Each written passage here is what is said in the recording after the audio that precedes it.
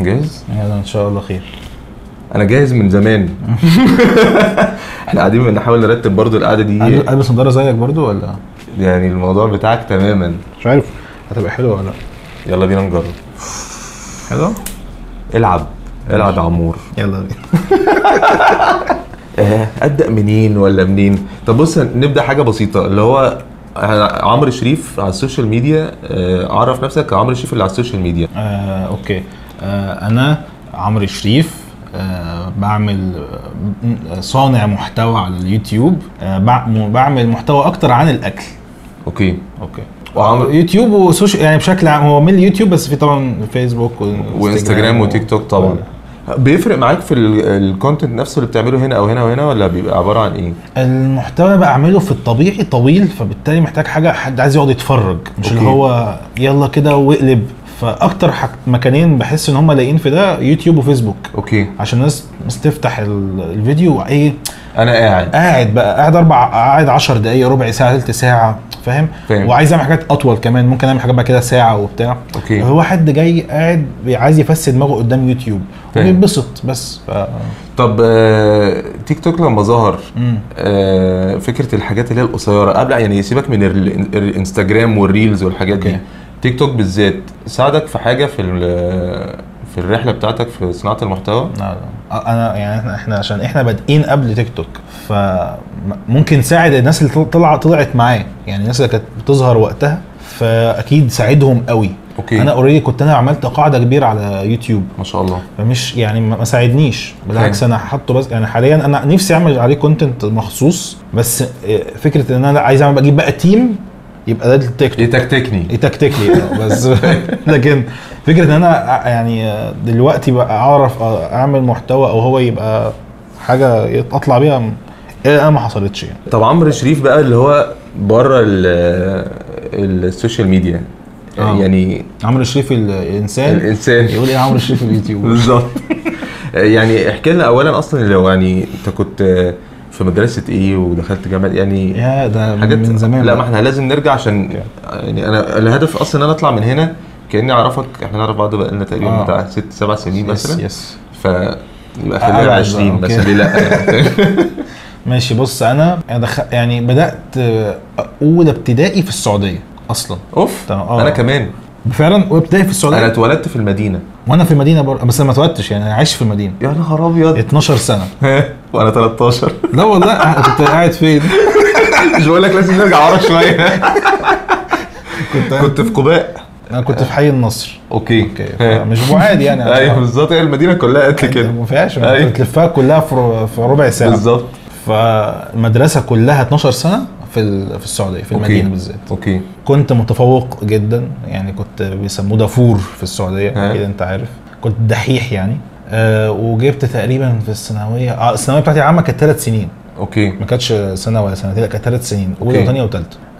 جبت تقريبا جبت 98% حاجه كده. اوف الحمد لله. وجات لي فرصه ان انا ادخل هندسه هناك. وفور فري يعني. هبقى بدرس هندسه في السعوديه في جامعه حلوه جدا، كانت تقريبا اسمها الجامعه الاسلاميه هناك. بس انا كنت عايز انزل مصر. اوكي. انا كنت شايف ان انا في عالم انا مش يعني مكتشف خالص. هي هناك بتعزل تماما الصراحه عن مصر يعني. احنا بنيجي في الاجازات اللي هو اغراب بطريقه رهيبه. خد بالك برضه السعوديه زمان مش زي دلوقتي برضه. اكيد. فالموضوع اختلف. صح. بس انا كنت شايف ان في مصر يعني في عالم انا عايز اروح ابص عليه. مفهوم. فنزلت هنا قدمت في التنسيق، جالي العاشر من رمضان، بس انا ما روحتش يعني. دخلت اكاديميه بحريه. وانا كمان دخلت اكاديميه بحريه والله. الله العظيم. جالي العاشر من رمضان. لا بس انا بضحك على الحاجات اللي هي ما جالكش العاشر؟ لا انا جالي، بص انا جالي معهد لاسلكي. اوكي. لان انا اصلا جيت هنا مصر بقى في ثانويه عامه. جيت من بدري. يا ريتني عملت زيك. بس انا لما جينا اللي خلاني اجي مصر اصلا ان اهلي، انا ليا اختين اكبر مني انا واخويا. اوكي. فلما جينا او لما هم خلصوا مدرسه هناك وجم هنا مصر عملوا لهم زي معادلات عشان بالمجموعهم وبتاع، فراحوا ضربين لهم المجموع هانوه. فقالوا لا احنا مش هنحط ولادنا في الموقف ده، فجابونا مصر. طبعا احنا بقى جبنا قلعه يا ريتهم يا ريتهم خسفونا بالظبط. فطبعا كانت كارثه وبس يعني، بس اللي هو الحمد لله كانت خطوه حلوه ان احنا برضو جينا في مصر في ثانويه عامه. في ثانوي احنا جينا، انا جيت في ثانيه اعدادي بالظبط. اوكي. بس بصراحه كانت خطوه تحفه لانه عرفت بقى اللي هو اتعامل معامله الشارع ونركب مواصلات والحاجات اللي احنا مش هنعرف نعملها في السعوديه. دي عشتها بقى وانا اولى جامعه بالظبط. فاهم؟ دي ما كانت حاجه بقى جديده خالص. انا يعني ايه ميكروباص بالظبط يعني، انا كنت مقضيها عربيات هناك. ايوه لان هو عندهم هناك مفيش ميكروباص، حتى في ونيت مفيش مواصلات عامه برضه عادي. ده واحد راجل بغطره بيقول لك تعالى اوصلك وبتدي له 10 ريال بس، لكن هي مش شغلانه يعني. فالموضوع يعني كان عالم جديد خالص. انت دخلت اكاديميه بحريه؟ دخلت اكاديميه بحريه هندسه الكترونكس كوميونيكيشن يعني. شيراتون برضه. ايوه لا انا بقول لك انت اتخرجت او دخلت امتى؟ انا ما فاكر. انا دخلت 99 2000 الجامعه. انا دفعه 13 10 ما اعرفش بقى انت كنت دفعه كام. اوكي. عندك كام سنه؟ ما مش عارف. ثانيه احسب. ما بقتش عد يا ابني والله. والله لا انا سيء جدا في الارقام يعني في حفظ الارقام، لكن عارف لما لو مثلا ماث وبتاع جن اوكي اجي بقى احفظ ارقام ما فيش. فاهم؟ بس كلها داخله في بعضها ما فيش. فاهم؟ انا مواليد 94. اوكي 20/6/94. اوكي حلو جدا. فرق بيننا مش صغير. لا 10 سنين يعني. انا 83. اوكي فرق 10 كده يعني. طب انت اخترت هندسه اصلا؟ انت اللي اخترت يعني ولا عشان مجموعه جاب هندسه فدخلتها؟ لا انا كنت حابب من بره المجال جدا. اوكي. يعني كنت شايف ان انا حاسس ان في يعني حاسس ان انا لو دخلت المجال ده هأدي فيه جامد. اوكي.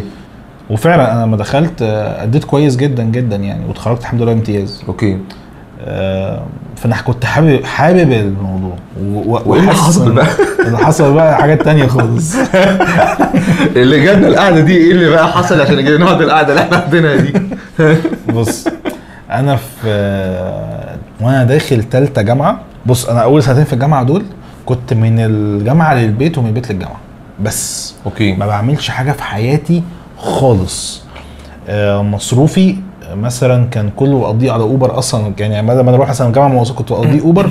والله كان ممكن اخر الشهر مثلا يعني يبقى معايا من فلوس اوبر مثلا في الشهر كله 100 جنيه 150 جنيه اعيش بيهم الشهر. فاهم؟ ما بروحش في حته، ما بخرجش في حته، ما بطلبش حاجه من بره يعني. فاهم؟ في حالي جدا. في يعني لسبب معين؟ انا بالنسبه لي دراسه، انا بذاكر يعني ما فيش حاجه تانية. انا وجاي جديد على مصر هنا، فما فيش بقى صحاب مدرسه ولا في صحاب مكان ولا في صحاب حته ولا منطقه ولا اي حاجه. فانت اصلا يعني انت علاقتك مع الناس اللي في الجامعه لسه جديده اصلا فريش، فانت ما فيش بقى حاجه خالص. فاهم؟ لما خلصت تانية حسيت ان في حاجه غلط. حسيت ان انا عايز انفتح اكتر على العالم، عايز اشوف اتعرف على ناس جديده اكتر، ادخل في نشاطات مختلفه، ابقى عندي هوايات، الجيم بقى واشتركت في نشاطات الطلابيه ستودنت اكتيفيتيز ومش عارف ايه، ويوتيوب بقى. يعني بالنسبه لي يوتيوب بقى انا قلت ايه، انا نفسي اعمل فيديو على يوتيوب. كان طبعا اللي فجر عندي الموضوع ده كان كيسي نايستات، كان فلوجر. أيوه. فلوجر امريكي. فانا لما شفت الكونتنت بتاعه عارف انا كده لو انا ايه سخنت جدا، انا حاسس ان انا عايز اعمل فيديوهات. وبقيت صور بالموبايل بتاعي اصلا يعني، بقيت اعمل بالموبايل كده ومنتج على يعني على الكمبيوتر كده، بس حاجات ما طلعتش للنور اصلا. فهم. حاجات اللي هي ايه لنفسي يعني بمتحن الموضوع، بشوف الدنيا وبتاع. فاهم؟ بس فقلت انا بدايه ثالثه انا هبدا اعمل فلوجز ارفعها على يوتيوب ونشوف بقى الموضوع هياخدنا لفين. انا عايز اعملها اقدم حياتي اللي في الجامعه، اللي حياه الطالب والدنيا والحوارات واي حاجه تيجي في وشي هصورها. فاهم؟ ده ملوش دعوه بفكره انا عايز ابقى يوتيوبر. انا عايز اعمل ده بس مش مهم انا رايح فين. انا عايز اعمل. فبذاكر، بروح الجامعه وبذاكر وامتحاناتي ومشاريعي وكل حاجه، زائد ان انا بروح نشاط طلابيه وماسك حاجات في الجامعه وفي النشاط الطلابي وبتاع، بلس كمان اليوتيوب بصور حاجات وبرجع البيت امنتجها وارفعها وبتاع. فبقى عندي نوعا ما بعض من الحاجات الزياده اللي بعملها في حياه الجامعه. اوكي. قعدت كده بقى لحد ما اتخرجت. الموضوع بقى اخدني بقى في سكك كتير بقى، اتعرفت على ناس كتير، اتعرفت عليك طبعا، اتعرفت على ناس ثانيه كتير قوي لزاز فشخ. كانت يعني منتهى الجمال لما اتقابلنا في سيتي، احنا اتقابلنا في سيتي ستارز. كنت أيوه. خارج من الحمام وانا قفشني. اصلا خلي بالك انت عارف ان انت عرفتني انا برضو يعني برضو مدرسه وجامعه وسعوديه، والحته دي برضو اي ريليت ليها، لانه انت لما كنا واقفين واحنا متجمعين كنا حازم وانت وبسيوني ايوه. كان مش فاكر، كان في حد، كان في ناس كمان، واحد اسمه عبد العزيز تقريبا، واحد اسمه محمد موسى صح، موسى سافر كندا تقريبا اظن. المهم فاحنا واحنا قاعدين، فانت رحت جايب سيره اللي هو لما يوتيوب بيطلعوا ناس يصفروهم، عشان فاكر كان اللي هو لما توصل ل 10000 من 10000 بعد كده عندك لحد 100000 كان هو كونتنت مش عارف رايزر ولا حاجه بالظبط. فانا لقيته بيتكلم وبص، واحنا في كان ليها اسم، رايزب تقريبا لا رايزب حاجه كده، كان ليها اسم كده. فانت رحت جايب السيره، قلت ايه ده في حاجات مهمه جدا راح تركز فيها، ما اعرفش الكلام ده. انا طالع برضه بصور ومبسوط وقاعد بشوف نفسي في الكاميرا وارد على الناس وبتاع، وصباح الفل مش واخد بقى في جولز جوه اليوتيوب. بس انت عامه بصراحه انت من يومها وانا شفت اللي هي الحته بتاعت ان انت سخنان، انا عايز اعمل حاجه قوي والله العظيم، مش بقولك كده يعني، لان انت وعملت ده اوريدي يعني. فاللي هو انت فيك الحته دي كنت من ساعتها بتفكر اللي هو لا انا عايز اوصل لكذا عشان اسافر اعمل كذا فاهم. بس برضه فاهمه برضه الحوارات دي. انا وقتها مثلا كان عندي على القناه 5000 مشترك، 5000 كان بيتفرج عليا مثلا 500 واحد، شكل اللي هم ناس الحبايبي قوي 1000 واحد، ومع ذلك كنت بعمل ده من غض النظر بقى فلوس ولا مش، هو بعمل ده عشان انا عايز اعمل ده، عشان انا حابب ان انا اعمل فيديوهات صح. عشان برضو فاكر ان انت بتعمل ده بقى، انت عملت اول فيديو مثلا فطرقع معاك فبقى لك فلوس قد كده فبتكمل. الناس بقى بتستنى الفلوس بتستنى الفلوس من تاني فيديو بتستنى الفلوس قبل ما تبدا. انا اخدت اول $100 من يوتيوب بعد ما عملت فيديو بسنتين و3 اشهر. سنتين و3 اشهر عشان اخد اول 100 بس، اللي هو 100 يا بني ادم قعدوا يحوشوا لي في ال100 دي سنتين و3 اشهر عشان تجيب عشان اخد $100. فهو انت فعشان كده كنت بعمل ده حبا في صناعه الفيديوهات فقط لا غير. فاهم. والى الان انا بعشق حاجه اسمها صنع فيديو، او ممكن تسميها فيلم ميكنج بقى، صنع يعني وات ايفر اللي هتسميه. بحب جدا افكر في فيديو معين، افكر في طريقه اخراجه ازاي، اصوره ازاي، يعني ده عشق جدا بالنسبه لي الصراحه. بس فالموضوع بقى اخدني بعد كده في سكه ان انا ايه، لا انا ممكن اعمل محتوى مخصوص قوي بدل ما يبقى الموضوع عام قوي عني كحياتي، يعني ممكن اعمل حاجه فيها تخصص قوي. فاهم. فدي جت صدفه بقى يعني، كده انت مش عارف عارفها ولا لا، لما كنا احنا كنا عاملين تحدي، فاكر الحوار ده؟ كمل وعشان اعرف انت قصدك على ايه التحدي ده. التحدي كنا عاملين تحدي بيننا وبين نفسنا كده، كنا عاملين جروب، انت كنت معانا في الجروب اللي هو نصور فيديو كل يوم. يس خلاص ايوه افتكرت.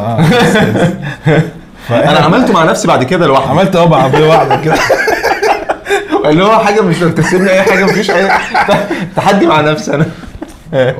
انا معايا البتاع اوريها لك ثانيه. بص كنا عاملين تحدي على الجروب ان احنا كنا بلوجرز مع بعض وكده، نعمل 30 يوم ب 30 فيديو. فاكر انا وشعراوي ومحمد الهادي وحازم وكريم السيد وبتاع.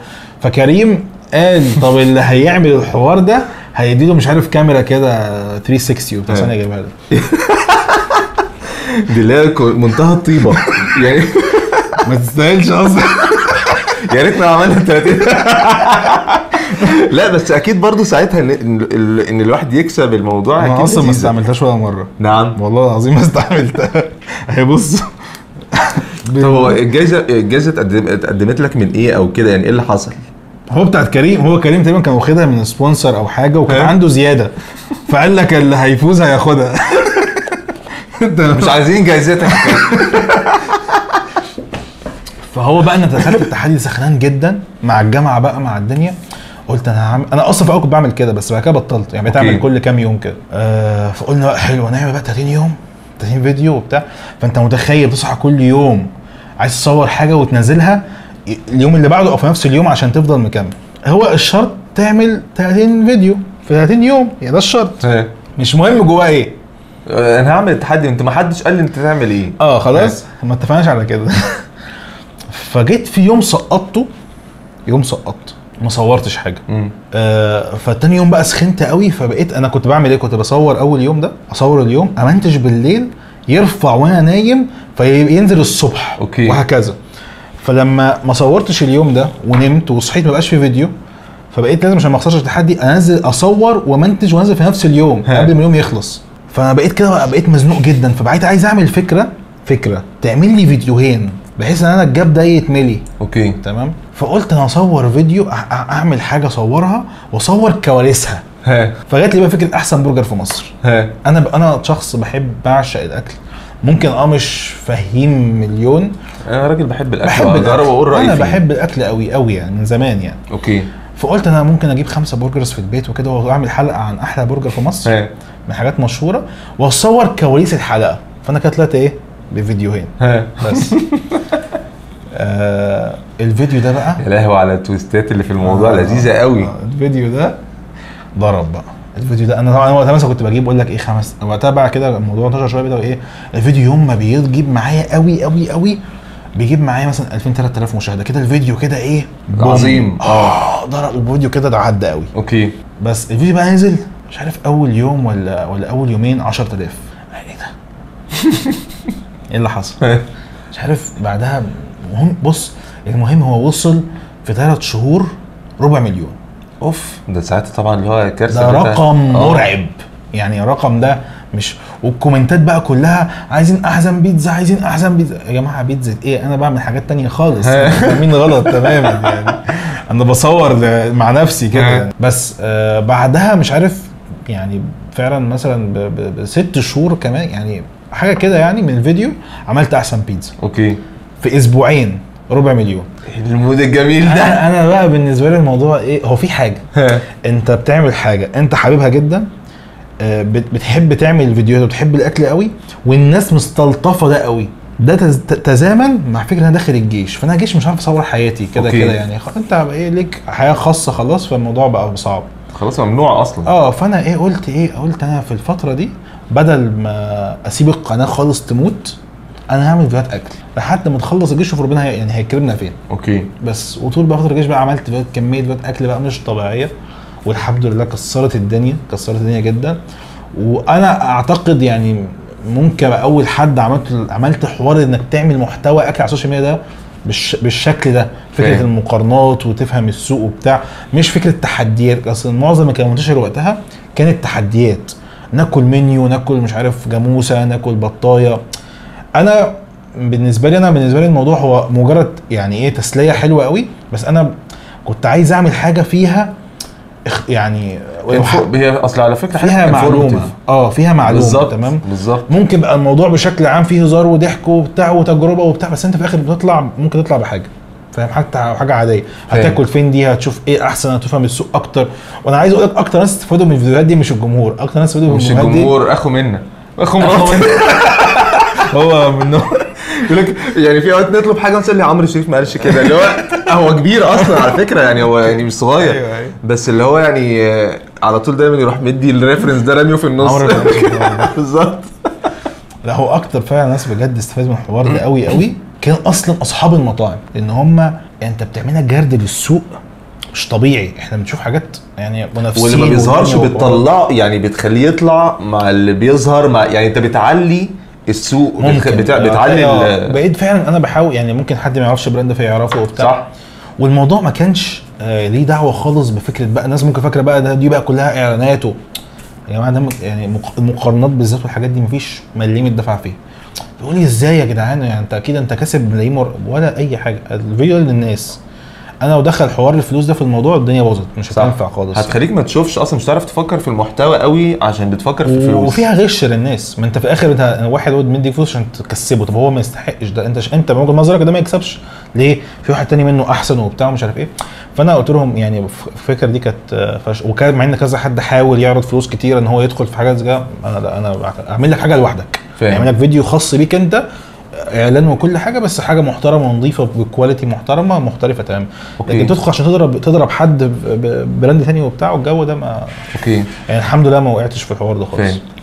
بس والموضوع الحمد لله يعني بص قصه منتهى الجمال والله يعني. لا هي بص انا اول مره اعرف الحته بتاعت النقله. كنت شفت الفيديو بتاع هارديز وكده اللي هو بتاع مقارنه البرجر فقلت اللي هو انت قاعد زي ما كنا بنستكشف نفسنا ازاي بنعرض حاجات معينه وبنقابل ناس وبنعمل فيديوز، بس ما كنتش عارف ان هو ده المرحله اللي هي اللي ابتدت تحول بالظبط. بس وفي الاخر بعد ال 30 يوم اخدت البتاع. شكرا كيمو. شكرا كيمو. طب اسالك على حاجه، الفكره بتاعت فيديوهات الاكل فادتك في ايه كصانع محتوى؟ طبعا انا ما كنتش ببص للموضوع اصلا في الاول ان انا بعمل حاجه اسمها صناعه محتوى اصلا. اوكي. انا عامه على فكره بصراحه بكره الكلمه بس يعني اللي هو لانه اللي هو انا شخص كرييتيف، انا مش صانع محتوى، ما تقعدش تعاملني كأن انا تول يعني. هي بص انا اقولها على نفسي بس انت ما تقولهاش على صانع محتوى. تصنعه ازاي؟ ايوه تعمله منين؟ اعمل لنا حاجات كده صناعه محتوى من بتاعتك اللي هو لا مش هعمل. بص هقول لك ازاي. انا بالنسبه لي كانت ايه، انا في الفيديو انا بقى لو جبنا زي ما قلت من الاول انا داخل الموضوع مجرد كيف خلاص. فانا بعمل يعني بعمل فيديوهات عن حياتي خلاص كده. لما تيجي تفكر بقى ان انت عايز تاخد فيديو، لا الفيديو اصلا حتى بقى عن حياتك مش عن حياتك واتيفر ايه هو، اكل، موبايلات، عربيات، مباني، اي حاجه، ماركتينج، فريلانسنج، اي حاجه. في دايما فكره يعني الفيديو ليه تشكيله، ليه تركيبه، وفي حاجه اسمها مونتاج، والمونتاج ده في منه حاجات كتير قوي وبتاع. اللي فهمني بقى العالم ده قوي لما انا ركزت في الاكل قوي، عشان يعني كانه خلاص ده اللي هركز فيه.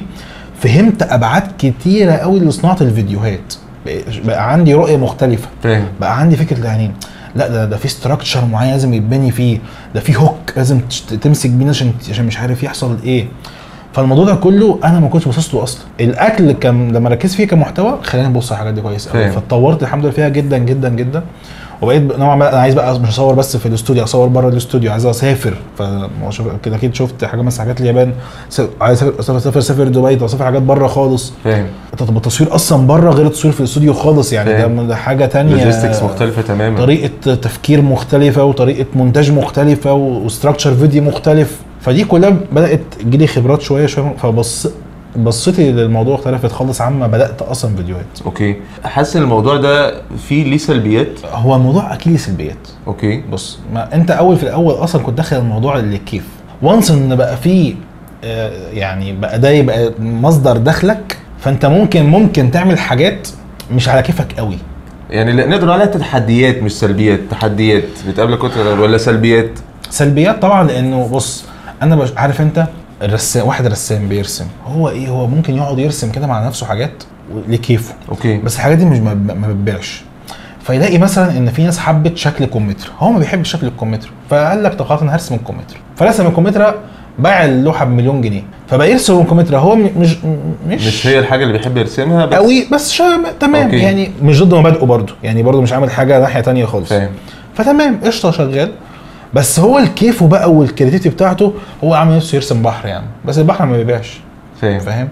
فدي ممكن مشاكل شويه. اوكي. سلبيات تانية مثلا في الموضوع ان طبعا بقيت اكل كميه اكل قدام الكاميرا. يعني انا بره الكاميرا مش باكل في الغالب، باكل يعني الحاجات دي.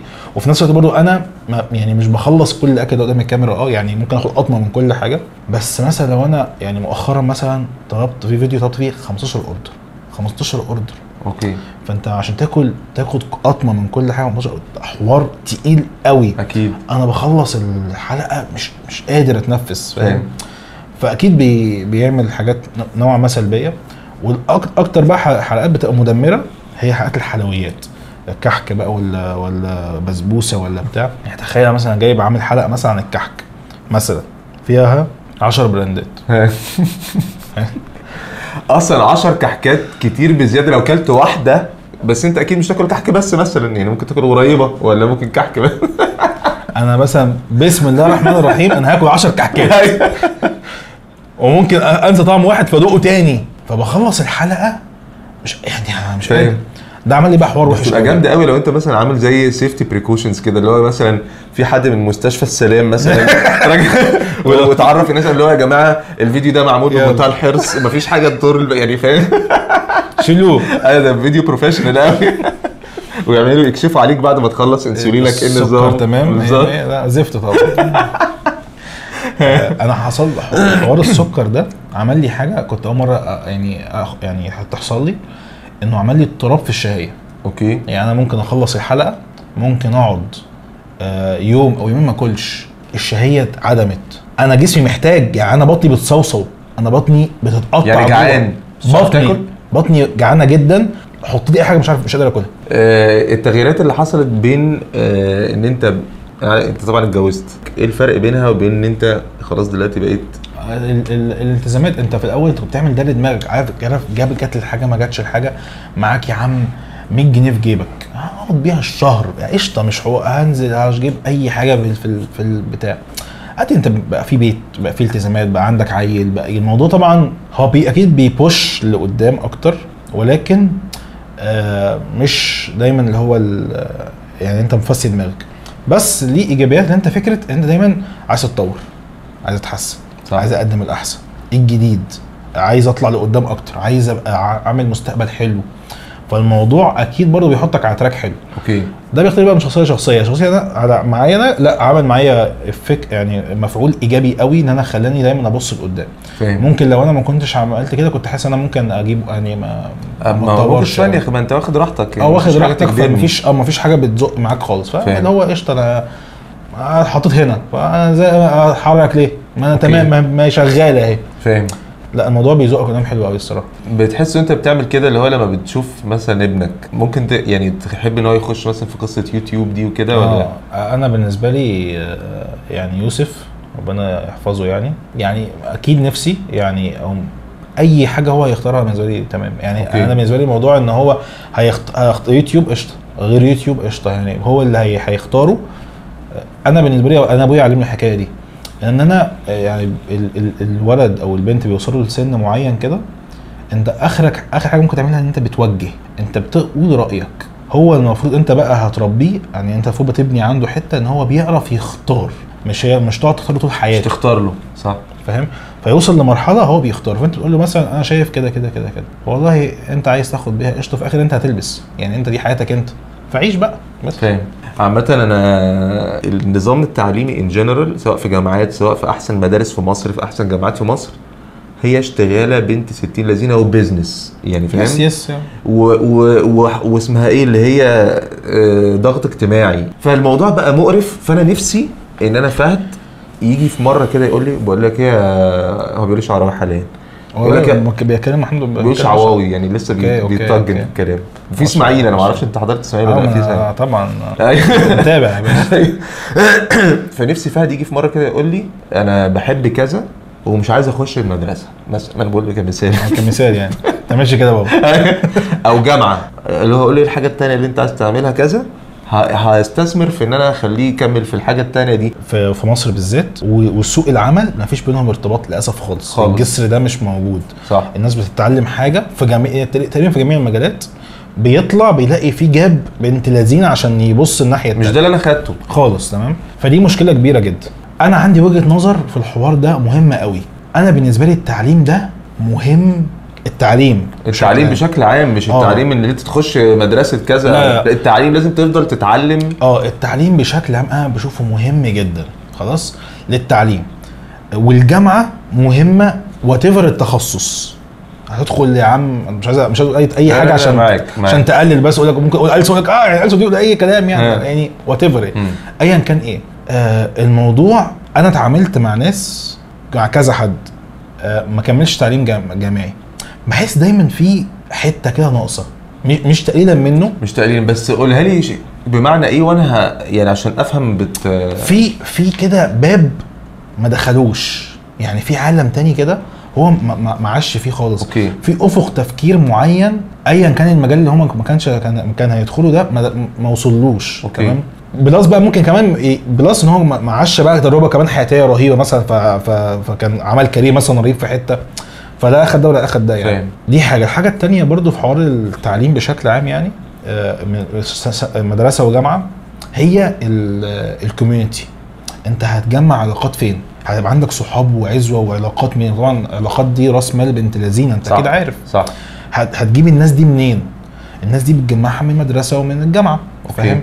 ويفضلوا معاك ممكن بعد الجامعه بكتير ويقعدوا صحاب وبتاع، وممكن بيبيزنس ما بينكم مع بعض او يوصلك بحاجات معينه. فدايره معارفك وعلاقاتك والحاجات دي كلها بتجيبها من الناس اللي انت عشت وسطها. فاهم؟ فانا بشوف انه دخول الجامعه على المستوى الشخصي مش على المستوى المهني خالص، على المستوى الشخصي بيرفع البني ادم في حته حلوه جدا. بيخليه يشوف عالم جديد، بيخليه يعمل علاقات حلوه جدا، بتخليه عنده تطلعات. يعني لما بيقرا معلومه معينه او حاجه ده بجد ده حصل كده، ده مش عارف ايه، ده دي في حاجه مش عارف ايه.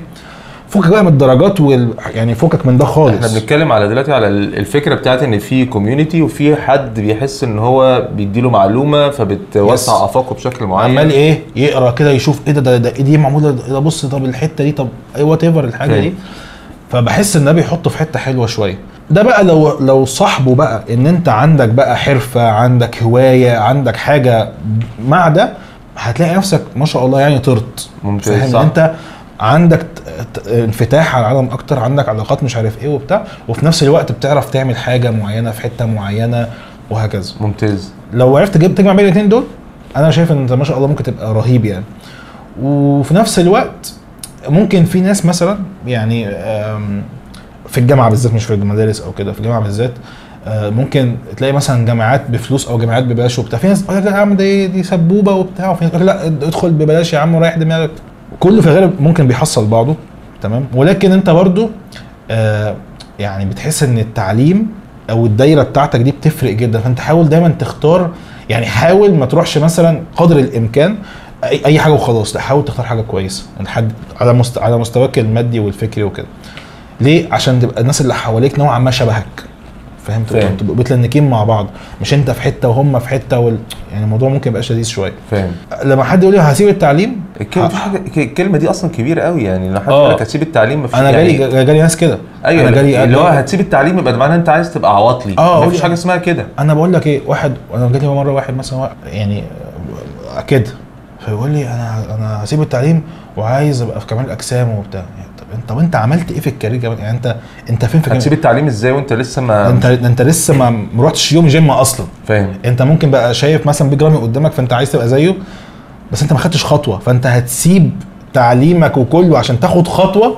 لا، مشيهم مع بعض، فاهم؟ ابني دي مع دي، ولما تلاقي في حته في يوم انت خلاص ده هيشطح معاك، انطلق. فاهم؟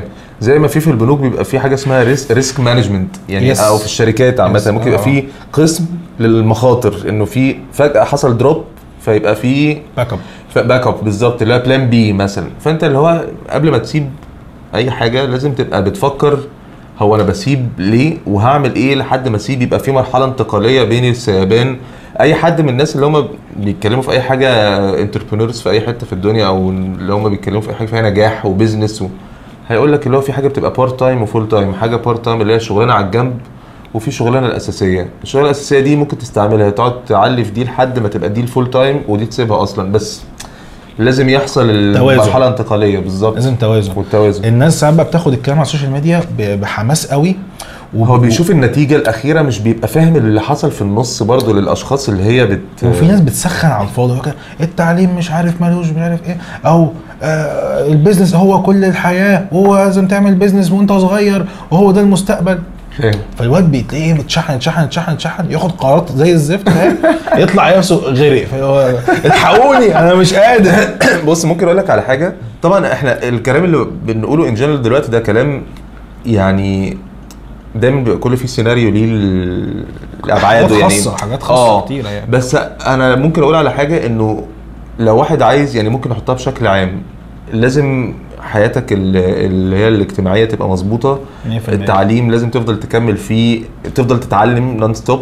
لازم تعمل دايره علاقات طول النهار والليل. فانت لو انت اي حاجه هتعملها في حياتك ما بتحققلكش ده، يبقى هتبقى مشكله كبيره. فلازم تبقى لازم يبقى يعني، بس مش هقول ان هو يعني حته التعليم.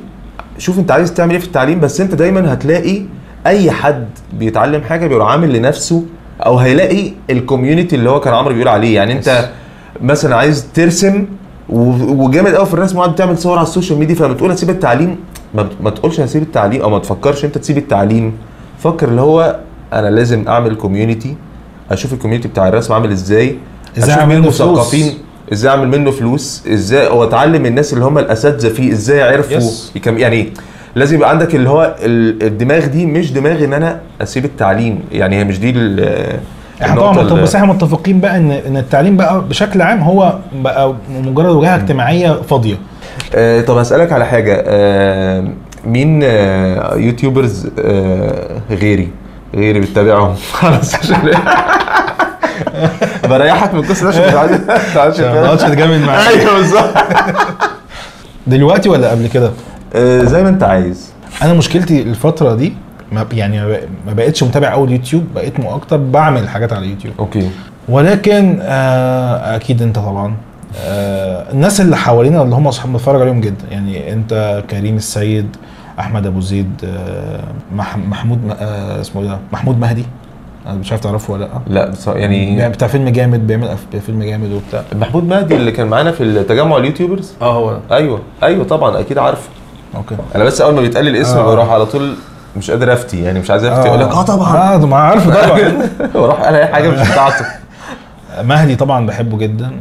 نصوحي هو شخص مريح نفسيا ان انت تشوفه انجينر، لان حتى يوم اليوتيوبرز كان لذيذ جدا. هو لذيذ قوي الصراحه. نصوحي بتفرج على نصوحي ساعات. مين من الناس اللي بتعمل فيديوهات الاكل وكده بتحس ان هو بيعمل حاجات لذيذه؟ حلو السؤال ده. السؤال هو الاجابه صدمه اكتر. انا ما بتفرجش على محتوى اكل خالص، من اكيد في سبب ما بعرفش استمتع بيها. اوكي. يعني انا حتى ما بعرفش اتفرج على نفسي، انا بحب اعمل ده. هل اقعد اتفرج؟ ما عرفتش. حتى لو اجانب، حتى يعني ملهاش دعوه باي حاجه، فاهم. الكونتنت نفسه صعب، مش عارف اتفرج عليه. انا بحب اعيش التجربه اكتر، يعني هات اكله فاهم. اقعد اتفرج مش عارف. طب اقول لك انا عامه، بس في ناس كتير على الساحه دي طبعا جامدين يعني بغض النظر يعني. اكيد. لا طبعا بتكلم محتوى بشكل عام. يعني انت بتتكلم على انت بتعمل ايه، مش بنتكلم على الناس هم ايه يعني. فاهم قصدك جدا. انا بصراحه عامه ما بشوفش، يعني هو كل حد شويه لما بيجي يعني او بيتكلم عن حاجه في الفيديوز عندي او كده يقول لي اللايف ستايل، وانا اصلا مش يعني انا اصلا بكره الكلمه، بس انا نظريتي اللايف ستايل انا اللي هو انا بعيش حياتي، انا بعيش حياتي على اللي هي كاني بعيش اسلوب حياتي يعني. مش بعمل فيديوهات لايف ستايل يعني، فاهم قصدي؟ اللي هو ازاي تعمل لايف ستايل، لا مش دي فيديوهات. دي واحد لايف ستايل. بالظبط، هو ده عايزين فيديوهات لايف ستايل كده. فانا طبعا لما حد بيقول لي بتشوف حد في الحته دي، انا ما بشوفش، عشان انا بحب الحاجات تطلع من عندي اوريجينال. لان لو عملت حاجه ايوه بالظبط، ممكن مش شرط تتاثر، بس لو عملت حاجه وقال لي انت ده زي بتاع كذا، اروح شاتمه على طول. لان انا لا ده مش يعني انا ما بشوفش، انا ما اعرفش مين ده، فاهم قصدي؟ صح. هو او في ناس تقول لي والله العظيم انت احسن، مش عارف، ما شفتوش، ما بشوفوش. فانا وبقول له ما تحط، شكرا ان انت بتقولي كده، بس انا الراجل اكيد شخص محترم ما اعرفوش. اوكي فاهم؟ عشان ما لا، بس انا الموضوع عندي مختلف شويه. انا بحب، انا بتابع اللي بيحصل. يعني انا ببقى عارف ان فلان نزل مش عارف ايه، وعارف ان حاليا في السوق في ترند مش عارف ايه، يعني ما بتفرجش كده اقعد اتفرج، ولكن ببقى متابع قوي اللي بيحصل في المجال. اوريدي في حاجه ظهرت، حاجه ما ظهرتش، في حد اتعمل مش عارف ايه، لازم ابقى فاهم اللي بيحصل. صح. ده في الكونتنت بتاعي، فاهم. فلا ببقى عارف الناس بتعمل ايه الصراحه، وبس ما بتفرج، بس باجي اعمل بقى حاجه اعملها بطريقتي انا، بفكر انا، بدماغ، برؤيتي للموضوع بشكل مختلف عن اي حد عمله. انت بتعمل زي اللي هي بيقولوا عليها كومبيتيتيف اناليسيز، يعني اللي هو بتشوف ايه الكومبيتيشن فيه ايه، في ايه، لازم اعرف دايما في ايه بيحصل. صح. لانه بقيت مغيب، مش موضوع مش لذيذ. هو هي عامه السوشيال ميديا بتحتاج ان انت برضه تبقى بتشوف اللي بيحصل حواليك وكده. انت اتجوزت بقالك قد ايه؟ يوسف عنده قد ايه؟ دي تقريبا نبدأها من الاخر. دي تقريبا ثالث سنه. ثالث سنه؟ يس. ويوسف يعني دلوقتي عنده قد ايه سنه؟ يوسف عنده سنه وشهرين. اوف، دلوقتي بيجري قوي. انا حاسس ان انا كنت لسه في العقيقه من قريب قوي يعني. فاكر؟ ايوه. طب التجربه بتاعت الجواز عامه عامله ازاي بالنسبه لك يعني بشكل عام؟ هو الجواز كله مبني على حاجه واحده، الاختيار. والله اخترت صح هتستريح جدا، نص يعني هتلاقي معظم المشاكل اختفت. الاختيار ده بقى يعني انت لازم تلاقي من الاخر حد شبهك في نوعا ما في تفكيرك، في مبادئك لازم صح. فاهم؟ انا بشوف المبادئ دي هي من اهم الحاجات، مش شبهك حتى في الهوايات، لا باشا بص، المبادئ، وجهات النظر، مش وجهات النظر يعني رؤيتك للحياه مثلا. انت لو اتجوزت مثلا واحده انت بتحب المكيف قوي وهي ما بتحبش المكيف، هتحصل مشاكل. انت متخيل؟ او العكس، فده في المكيف. ما بالك في الحياه بقى، بالك في المكيفات بقى. يعني فانت متخيل الموضوع لازم في توافق لدرجه ايه؟ انتوا مع بعض في نفس الاوضه، فالتوافق ده مهم. كل ما يبقى الموضوع بيبقى لذيذ بقى. فانا بالنسبه لي الحمد لله يعني الموضوع معايا كان لذيذ الحمد لله لحد كبير. طب حته القفله بتاعت البيت على الطرفين، فكره اصلا في يعني بص، انت في الاول كنت انت متعود كراجل بالذات انت بتعمل كل حاجه بدماغك، فبروح الساعه 5 الفجر عادي قشطه يعني فاهم، انزل الساعه 2 الظهر برضو بدماغ. حال صحابك كلمك بقول لك ايه تعالى انا تحت تحت تعالى فاهم، مفيش الكلام ده خلاص. دلوقتي يبقى في ايه، في حد في حياتك على الرادار، فلازم دايما في السجن بتتبعت وفي رد وهكذا من الطرفين فاهم، انه بقى في احترام لوجود الشخص ده في حياتك. فالموضوع ما بقاش خصوصا عندنا كرجاله، احنا كنا بنتحرك في الشارع براحتنا وبتاع، الموضوع ممكن يبقى اقل شويه. ولكن بشكل عام الايجابيات بقى ان انت طبعا احنا ربنا خلقنا الرجاله والستات عشان نبقى مع بعض في الاخر، فطبعا ده بيكمل شكل الحياه بتاع البني ادم، فطبعا حاجه رهيبه طبعا فاهم. فكره برضو ان انت يعني في استقرار، كل حاجه مظبوطه، بيتك بقى غير ما كنت انت عايش في بيت اهلك، فكل حاجه فوق بتعملها انت بقى مزاجك مراتك بتتشاوروا فيها، وعايز انا عايز اعمل ده بشكل معين، ده انا مش عارف ايه. فدي برضو ايجابيات رهيبه ان انت بتعمل شكل حياه انت عايزه او انت راضي عنه بشكل كبير. ومع حد المفروض هو برضو يعني بتلاقي معاك في الحته دي. بتحب الاكل برضو؟ طبعا. طب بتشارك في حاجات من الحاجات اللي هي بتاعت الفيديوهات مثلا، في اقتراحات انه لا هي ما تجرب لنا مثلا كذا كذا كذا عشان يوم الخميس ناكله مثلا؟ لا والله انا بالنسبه لي الفيديوهات يعني ممكن انا اخرها مثلا معايا في الحوارات دي، انا مثلا ايه عملت فيديو فهي تشوفه ولا بص تعالى شوف الفيديو ده فاهم، ايه رايك فيه؟ تقول لي والله كده حلو قوي ده، لا عايزه مثلا دي تتظبط، دي مش عارف ايه كده. لكن بشكل عام انا ماشي بالحوار من غير. انتوا قررتوا ان انتوا هتجيبوا بيبي ولا دي جت كده لوحدها؟ لا احنا غير القرار، هو ربنا اللي بيقرر طبعا، بس قصدي يعني اللي هو النية يعني. النية. لا احنا صبرنا شويه، قلنا السنه مثلا، بعد كده قلنا يعني ممكن نحاول ربنا يرزقنا بحاجه اوكي يعني. طب وبعدين لما جه البيبي الموضوع مختلف بقى يعني. بص اسمع عنه زي ما انت عايز تسمع عنه، عيش التجربه حاجه تانية خالص. صح جدا. تفاصيل مرعبه بقى وحلوه ويعني فيها كل الالوان. صح فاهم. فكره ان في بني ادم يعني هو انت حياته، يعني انت لو مش موجود هو مش هيعرف يعمل حاجه في الدنيا، انت بتعمل له كل حاجه فاهم. فسبحان الله عشان كده برضو يعني ربنا وصى الوالدين لان هم لما يعني الاب والام ربوا الابن او البنت، هو فعلا هو انت من غير ابوك وامك ما كنتش اصلا يعني شبيت الحته دي اصلا فاهم. ففي رعايه وفي رؤيه وفي فطره من البني ادم الابن دي رهيبه يعني. طب اسالك على حاجه، نرجع تاني للحته بتاعت المستقبل بتاع الفيديوهات. اوكي. هتعمل امتى مطعم عمرو شريف؟ والله انا طول عمري نفسي اعمل بيزنس. اوكي. مش شرط يبقى مطعم خالص. اوكي. انا نفسي اعمل بيزنس. ايه هو؟ ممكن مطعم مع ندري، ممكن مو مطعم مع ندري. طب بس فكره المطعم ممكن تبقى موجوده؟ احتمال يعني احتمال. ولا مش عايز تحرق الفكره؟ ممكن لا هقصها يعني. وعد بس. لا انا بالنسبه لي فكره المطعم يعني انا لو هموت اعمل مطعم يعني هبقى عايز اعمل حاجه جديده او نوعا ما مختلفه شويه، أو مش شرط يعني من الصفر، بس فيها حاجه مختلفه شويه. اوكي. طب انت عايز تسالني اي سؤال؟ نفسي طبعا اسالك سؤال كتير. بجد انا بسالك. طب انا عامه بجد عايز تسالني حاجه؟ يعني اسالك. والله اسالك. انا كنت بقولها كده بس بجد سخنتني جدا اعرف. انت شايف ايه نوع يعني لو قلت لك اوصف لي نوع المحتوى اللي بتقدمه على اليوتيوب هتقول ايه؟ اللي انا بقدمه؟ اوصف لي المحتوى اللي انت بتقدمه على اليوتيوب. عشان شايف ان انت في حته مش اي حد فيها، وجراي شويه للناس. انت ممكن واضح، انت بمزاجك انت واضحه. يعني انا مثلا انا بقدم اكل، خلاص اكل فيها واضحه وصريحه يعني، فاهم؟ وانا بقدم طبخ. انت بتقدم يعني، انت شايف انت بتقدم ايه؟ بص هقول لك انا بعمل، انا عايز ايه، وده هتلاقيه ريفلكتد في الفيديوهات. انا شخص عامه بحاول الاقي السعاده والانبساط والبالانس، توازن في حياتي بشكل عام. حلو خلاص.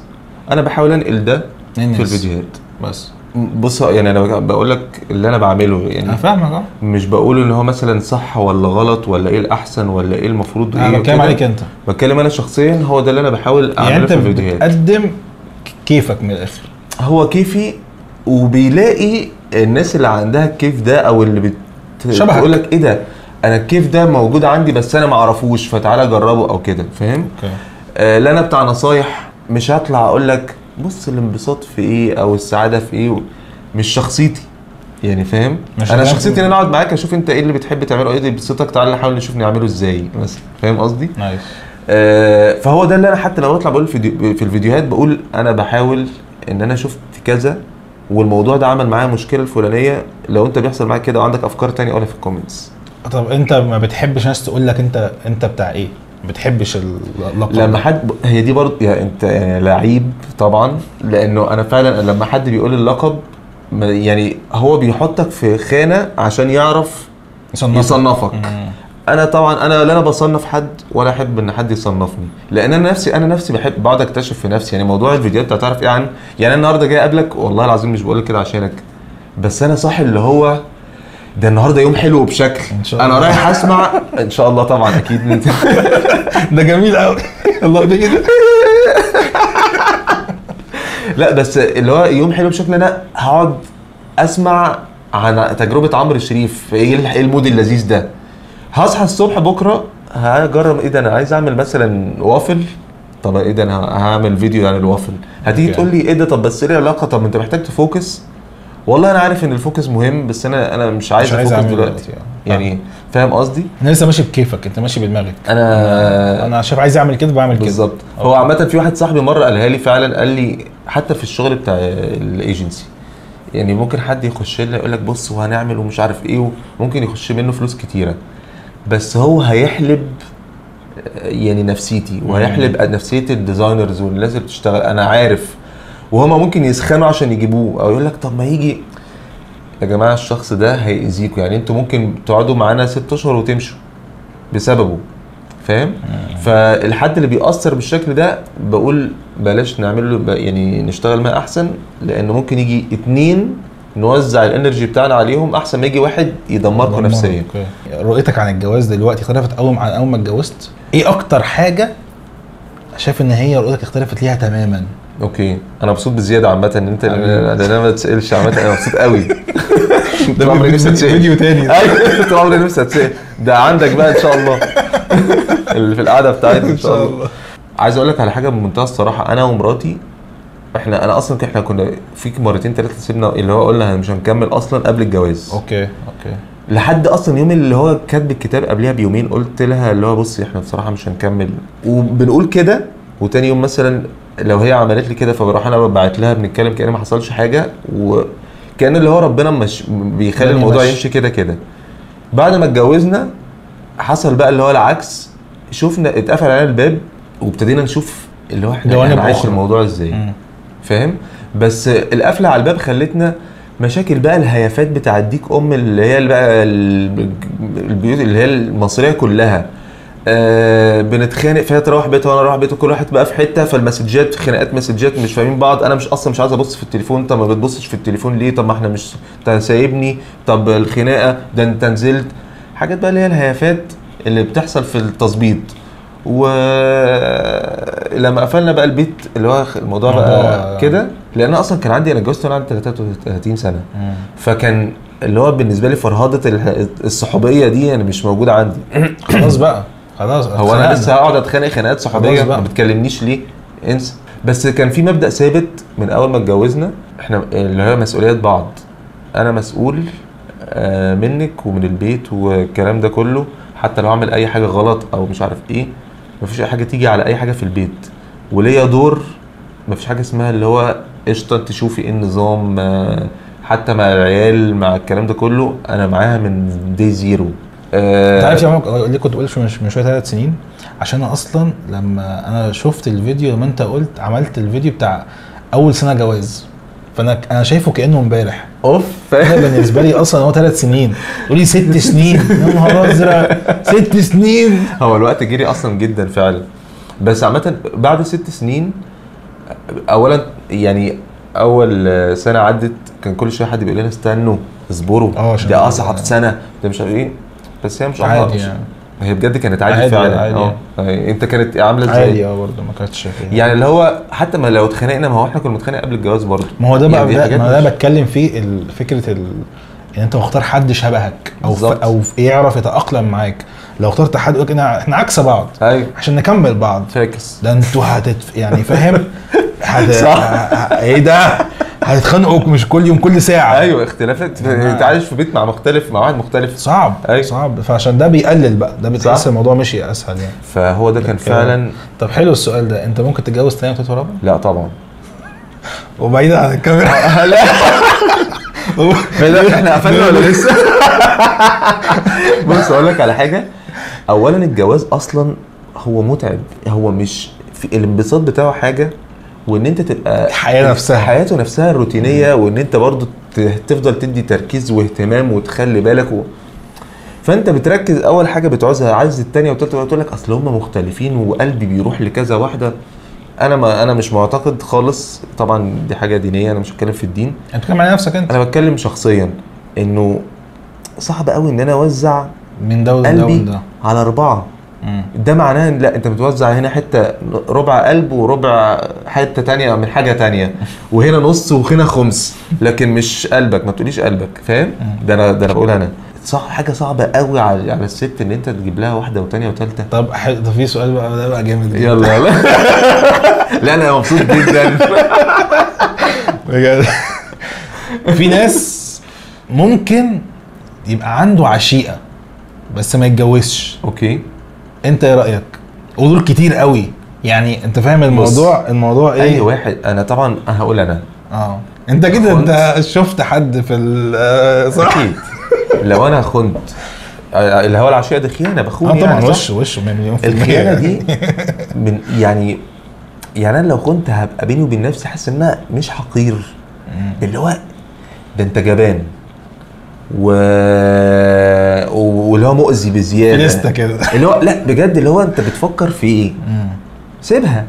لكن انت تخون اصلا، انت غبي بزياده. انت عارف، انت ممكن الثانيه دي ممكن تهدلك كل حاجه لو انت في مره اللي هو لا انا عايزه زياده بقى، تعالى تعبيط هتدمر كل حاجه. اللي هو ده انت ده عبط اصلا يعني. انت اللي هو ليه تاخد ريسك زي ده؟ فاهم؟ شكرا، انت طلعت من الاسئله الجميله دي. جميله قوي. اسئله تحفه والله العظيم. 3 فعلا انت نورت الفيديو حبيبي. وانا مبسوط بزياده، لان احنا طبعا احنا اخوات اصلا من قبل كده، بس برضو عرفنا شويه ديتيلز لذيذه عن بعض. شكرا عمرو حبيبي، واتمنى الناس تنبسط بالفيديو يعني. لا هتبسط وش عمرو الشيف فيه، بتهزروا ولا ايه؟ انت اقفل انت الفيديو، اقفل الفيديو بطريقتك. انت بتقفله ازاي؟ طريقتك انت. بس كده. لو عجبتك الحلقه تعمل لايك وشير وسبسكرايب، فولو على الفيسبوك، فولو على الانستجرام.